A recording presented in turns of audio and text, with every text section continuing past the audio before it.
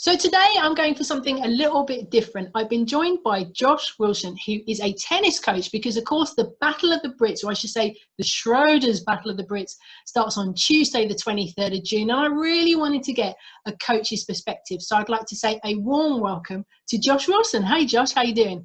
Hey, yeah, no, really good, thank you. Really good. Thanks so much for joining me today. We've got so much to talk about because there's been a lot happening in the tennis world, but I just want to focus on you for the first few minutes or so. A tennis coach, why are you a tennis coach?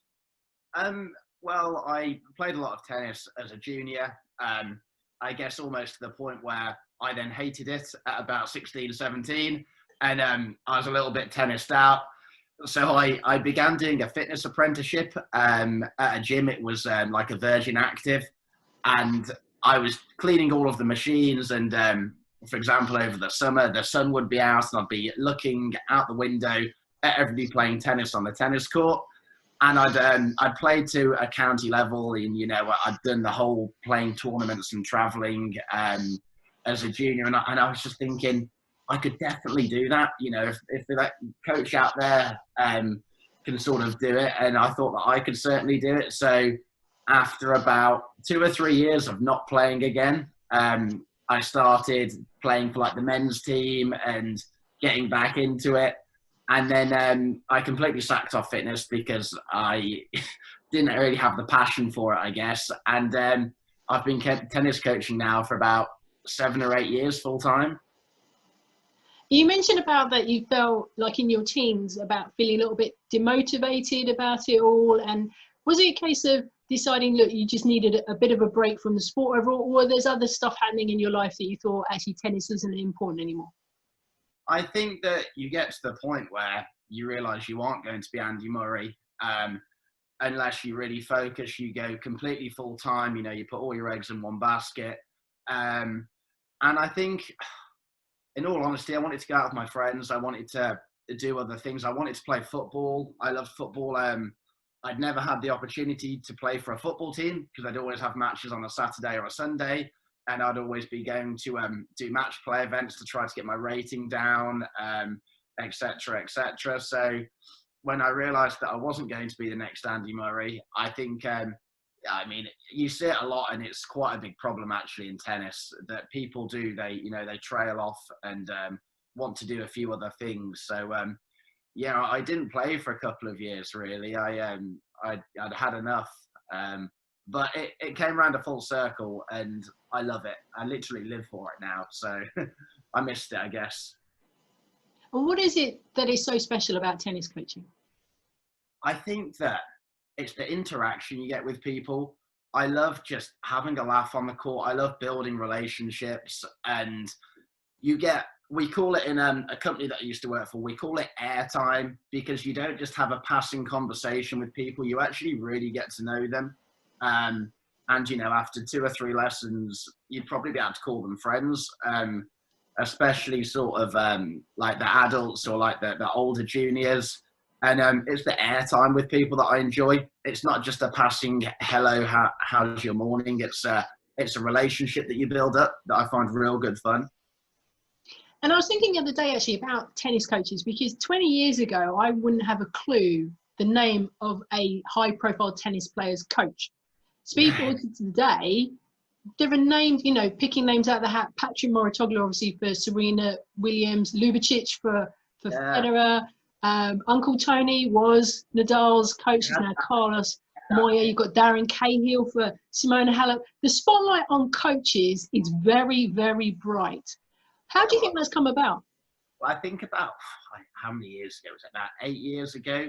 You've got like Lendl, Becker, McEnroe's doing a bit of work as well. And it was the era of the super coach, wasn't it? And I think that you get the super coaches in, and it automatically brings attention to the game, because not only are you now watching the players on the court, the cameras are panning to the coach in the box, and you want to see Lendl's reaction when Murray's just dumped one in the net, and he's furious, but it's making quality TV.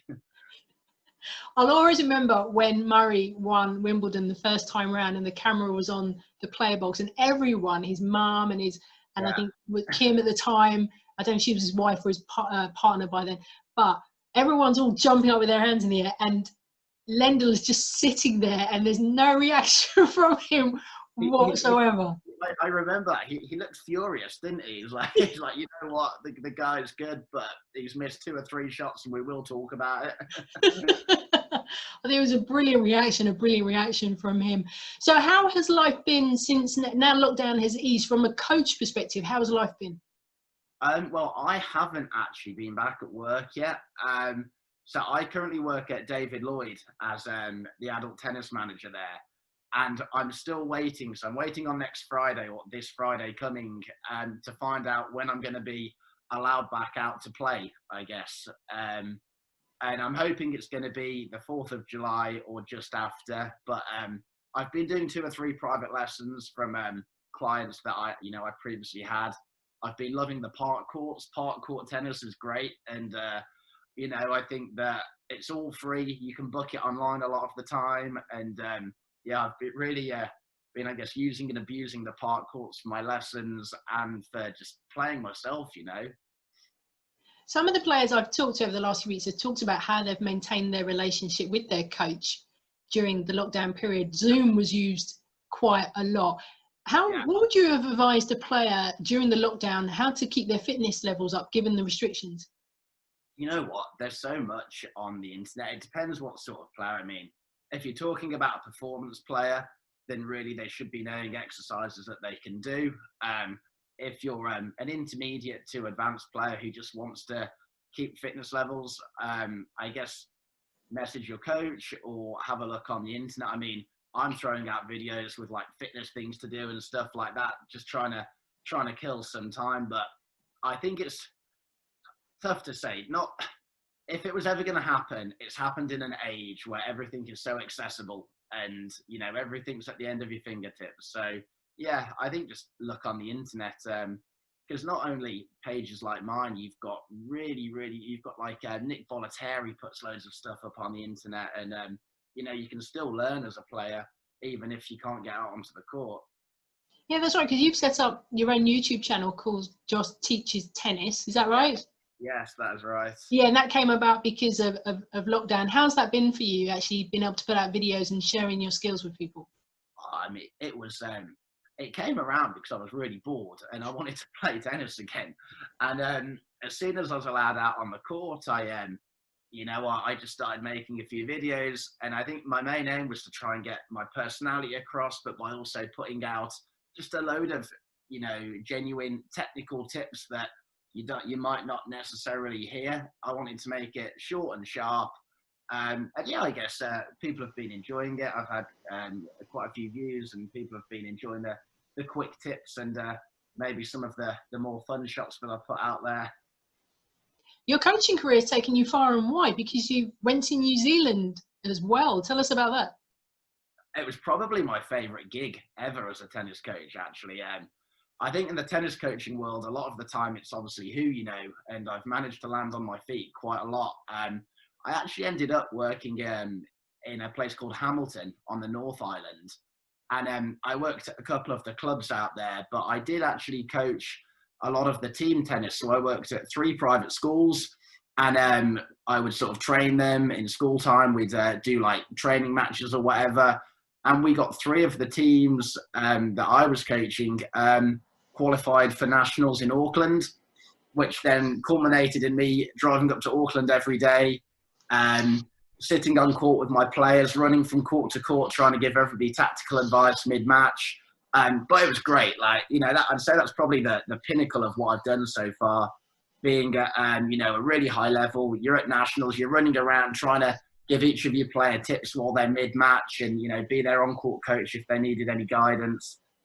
It was quality, like really, really cool gig. I'm glad you mentioned about on-court coaching because this is an issue that has divided the tennis community, and I'm really keen to get your thoughts on it. Are you for it or against it? I'm against. I think that it then becomes a team and not especially it's not a single player sport, because as a coach, you can see things that, you might not necessarily see or feel if you're playing because you're so locked into the match. And I could run from court to court and say, actually, I want you to take a few steps closer to the baseline because you're always being pushed back and you're struggling in the rally. But if you're in that situation, you know, you don't necessarily realize when you're grinding out a match at 4-4 in the second set. And that little tip, taking 2 or 3 steps forward towards the baseline, can be, you know, the deciding game at the end of that set. And yeah, I don't know if I'll annoy anyone with it, but I disagree. I think it should be a single player sport. Otherwise, why not get the whole team down? You know, have everyone on court advising you mid-match. It's such a divisive issue, isn't it? Because on the one hand, I must admit, I was watching UTS over the weekend, and I did find it fascinating listening to the player and the coach talk through their headsets at break, given tactical information, what they should or shouldn't be doing. But then I also agree with you about that point that it is a single player match. The minute you step onto that court, it's you and your opponent, and it's the two of you figuring each other out, making sure that you want to win that point, and crucially, winning the match as well. It's such a hard topic to say. I was going to say such a hard topic to decide on, but you kind of, I like both of it. I like both sides of it. I cannot decide if I'm for or against it. I think as a spectator, it's cool to hear what's being said, but then again, then it's a team sport for me. You know that you change the base of the game, because it's always, you know, you against him. It's like a boxing match. It's trying to figure each other out, and if you add your team in there, then yeah, it's almost a team game. I suspect a lot of the purists out there will completely agree with your point of view, very much so. So what is your tennis coaching style, Josh? I would say that I'm pretty laid back. I enjoy having a laugh on the court. I mean, I want to get over all of like the technical and intricate points, and I always want to make sure that if I've got a group of 8, every person on that court goes away with something specific to them, not just like a random hit the ball out in front or step into the shot. Like, I want them all to have something that they can genuinely go away and work on. But other than that, just fun. I want them to get that information, but I just want it to be fun. If that means having a little bit of music on in the background, if that means playing points with about 25 minutes to go. Yeah, I want people to enjoy it. And I guess I want to enjoy it too. If I'm not enjoying it, then what's the point? It's such a good point, because you want to be able to enjoy yourself as well, but also whoever you're coaching doesn't seem like it's tedious, but it's something enjoyable but fun, but you know, good for your health as well. So are there tennis coaches out there that you admire? You know what? So I worked in Spain last summer, and I hope he doesn't see this, but I worked with Mark Petchy for about 2 or 3 weeks. Actually, on court, I was the head coach at a resort, and he actually came, and I got to use him as one of my coaches. So I'd like rotor him in, and if I had a busy group, I'd get Mark on court. But I actually learned so much working closely with a guy for like 3 weeks. Obviously, he's coached Andy Murray, coached another like a couple of WTA players, and now I think he's coaching his daughters quite a lot at the moment. They're in the college tennis system. But I learned so much off that guy, and not only that, but we would then go for beers and have shots of tequila in the evening, and it was fun. And to see a guy that, you know, I respected and I was learning so much off on court, but to then see him off the court and just to have a proper laugh with him and to, you know, talk about everything that wasn't tennis related off the court, really. Yeah, cool guy, learned a lot. So him, I would have said, from my personal experience. How important is it that we see more women become coaches in the game as well? Massively. Companies I worked for in the past, I think ladies quite a lot of the time can feel more comfortable with females. I know that in a coaching team for myself, if there's like 4 guys and 1 girl, sometimes the guys can be quite overpowering. We can be quite laddie, and females, certainly being on the court just makes a lot of people feel at ease. You know, it's all about diversity, isn't it? And I genuinely believe that. I loved having a female in my team. Actually, last summer I had 2. It was 3 guys and 2 girls. And the way that worked with sort of the dynamics of the team and the dynamics on court. We could all bounce off each other. And yeah, I think it's important. I would love to see more female coaches in the game. So let's have a focus now on the Battle of the Brits, the Schroders Battle of the Brits, which I mentioned starts on Tuesday, the 23rd of June. And for those who don't know, it is a domestic competition that's been put together by Jamie Murray and various other stakeholders as well. And it's a few days of the top men's players here in this country, in the UK, who will be playing against each other. So for those who don't know, here's the breakdown of in terms of the groups, because there's going to be singles and doubles. So in the Tim Henman group, there's James Ward, Liam Brodie, Andy Murray and Carl Edmund. Josh, I want to ask you, how much will Andy Murray do to make sure that he wins that group? Well, he's been throwing it out on Instagram that he's not ready for it and he's going to lose, but I think it's a little bit of gamesmanship. I think that guy's gonna want to win, especially they've all grown up together. They've all played, a lot of them played Davis Cup together. No, whatever he puts on Instagram, that guy's going to do anything he can to win, 100%. I think the match between himself and Liam Brodie is going to be really, really interesting, is it? Because they're the two that have been kind of trash talking each other. Yeah, all over the internet. But even like James Ward, that guy has pulled off some unbelievable matches, seemingly out of nowhere. I mean, I'd love him to be the dark horse and just, step up. I didn't realise that James Ward and Andy Murray haven't played each other. Did you know that? Yeah, I did see that as well. I have seen that. Obviously, they've played Davis Cup in the same team or what have you. But yeah, I'm just exciting, isn't it? When do you get all of the British players together? That's an excellent point, actually. And also, let me not forget the other singles group as well, which is called the Greg Ruzetsky group. And in that, it's Jack Draper, Jay Clark, Cam Norrie, and Dan Evans. Dan Evans is the name that I think most people are going to be focusing on. He is the British number one. Some words I thought I would never say when it comes to Dan Evans, but he has amazed me over the last few months. Since coming back from his suspension, he's applied himself. He's within the top 30 now. He's the British number one. He's probably the favourite to top that group, wouldn't you say? I would. I'd call him the favourite to win the tournament. Would you? That's interesting. Why do you think that?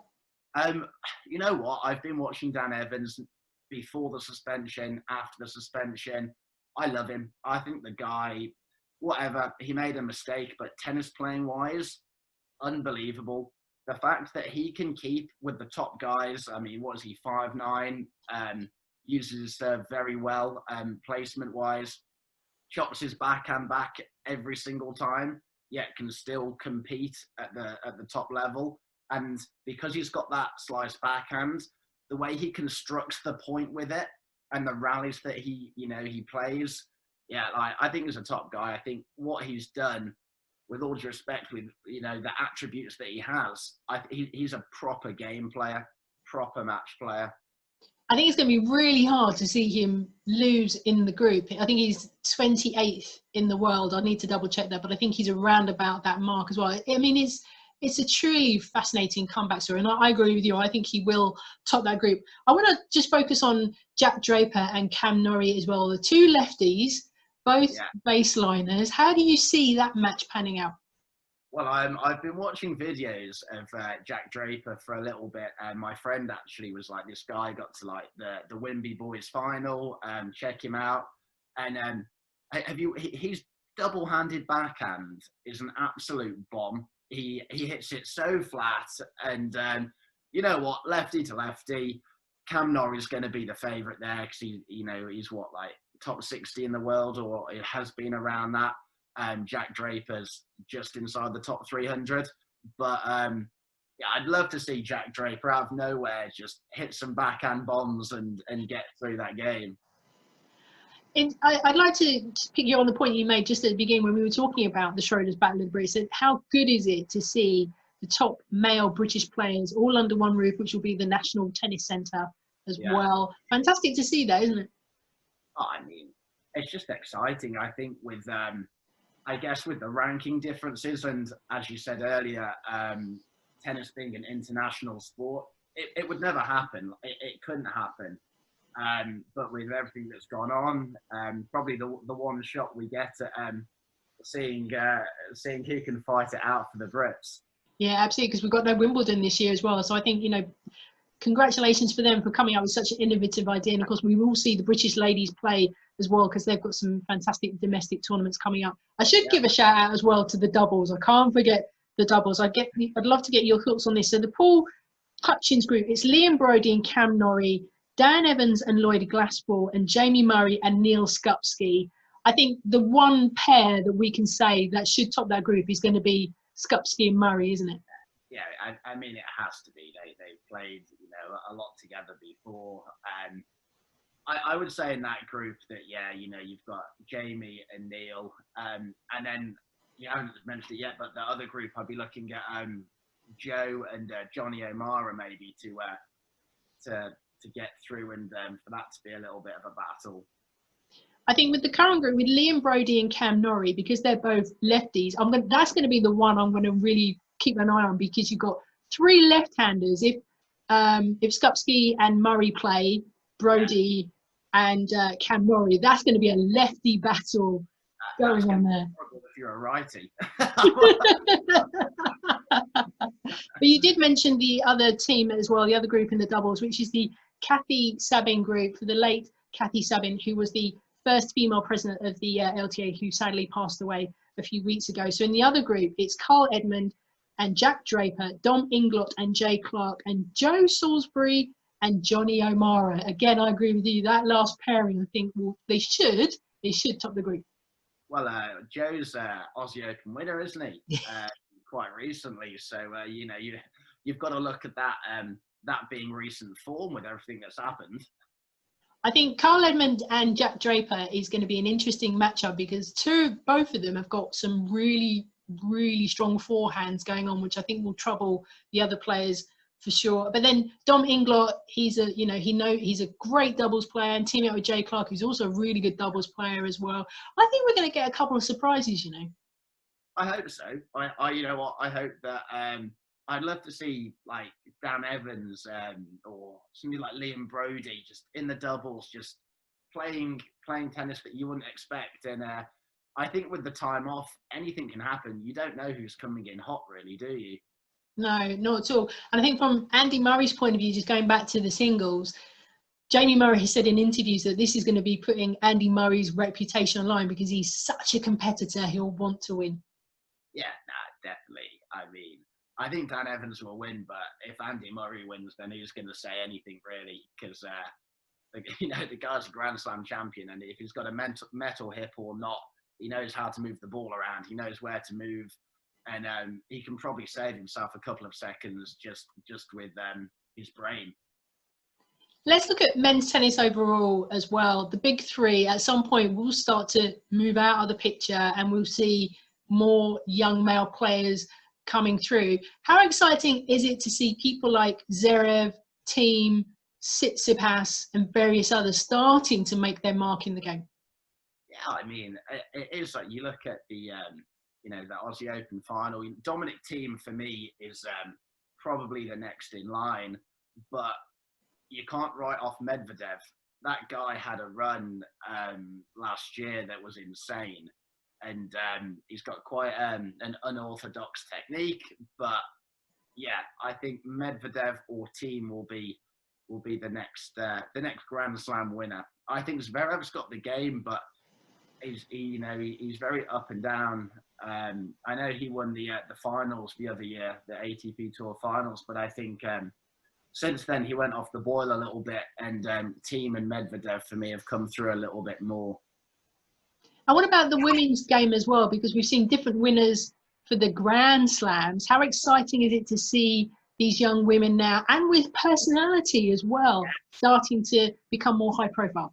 I really like Svitolina. I think she's so exciting, and she's obviously got a really cool personality.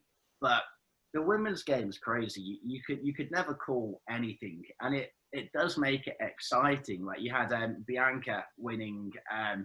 And when Osaka won the US Open, I mean, they're good players, but you don't see it coming. And that hasn't happened in the men's game for a long, long time, really. So, yeah, like the women's game is exciting. And I think with social media, and I don't think maybe they get as much publicity as the men's game. But I think with social media, people are able to actually find players with personality and, you know, have a favourite. And yeah, I think it's a big help for the women's game, actually.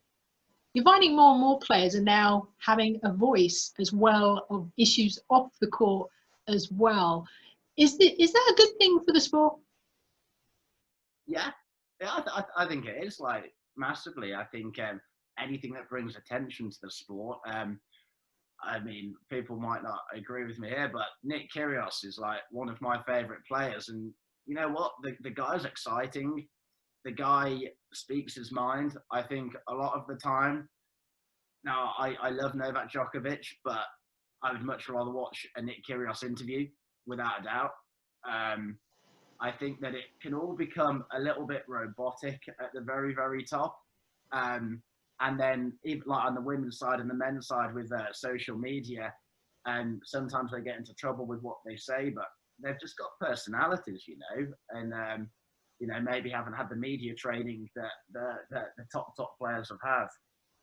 So let's look to the rest of the season now. What's your opinion on it? We now know the US Open is going to go ahead and the French Open as well. Well, you know, after after what happened yesterday with Dimitrov testing positive, it's 2 months away. And actually, at the moment, 2 months is a huge period of time for what can change, what can happen in good ways or bad ways. I think interesting to see that Serena's had the court shipped to her house. Not too sure about that, really. I think that's possibly a little bit unfair. I'll tell you something, that raised a lot of eyebrows when that was mentioned in the USTA presser. Yeah, I can understand why, because that's an advantage, isn't it? You know, without doubt, that is an advantage for Serena. I guess that the USTA would probably love her to win, but you can't be flying over the court to her, from my point of view. But yeah, you know what? Just real excited to have tennis back in any capacity, and it'll be interesting because I think a few players have voiced that they may not play a certain event. I think things might happen that they then may not want to travel or put themselves in that situation. Does it mean we might have a new, you know, Slam champion? Will Team or Medvedev or anybody else have a little bit more of an opportunity? Who knows? But whatever, it gives us something to talk about and it's exciting. And what's your goal for you, Josh? Do you want to one day be the coach of one of the most high-profile players in the world? If only. No, you know what? I've worked really hard over the last 7 or 8 years. I've put my all and worked for companies, be that Nielsen Holidays or David Lloyd, and then other clubs. And I want to have something that's mine and work really, really hard for something that's mine. And then for me to reap the rewards. I still really want to stay in coaching. I love being on the court. I love the interaction with everyone. But I've got a few things in the pipeline. I've just registered a company, actually, that's going to help with trying to bring a little bit of a tennis community together, shall we say. I don't want to give too much away, but trying to bring a bit of a tennis community together. Me and a friend have set that up, and that'll be my little baby while I'm continuing to coach and doing what I enjoy. But yeah, I'll stay in tennis, but I want to try to create something big that's mine. And finally, for somebody who's watching this and they're thinking, actually, I might fancy becoming a tennis coach in the near future, what's the one piece of advice you'd give? You know what? Social skills, being able to build a rapport with people, for me, is by far the biggest thing. If people enjoy being on the court with you, then they're going to keep coming back. It's constant development. I'm always learning, and I actually find that exciting because, you know, you never stop learning as a tennis coach. There's always new ways to do things. There's always new sort of drills that you can teach. But yeah, if you love the sport and you love interacting with people, then go for it. Josh, thank you so much for your time today. Dan Evans for the win, I think, safely say, after for the Schroders Battle of the Brits. I think let's see how that plays out. I wish you all the best for the rest of the season, and also with your new idea that you can't tell me too much about yet, but hopefully in the next few months I will find out what it is. Perfect. Thank you.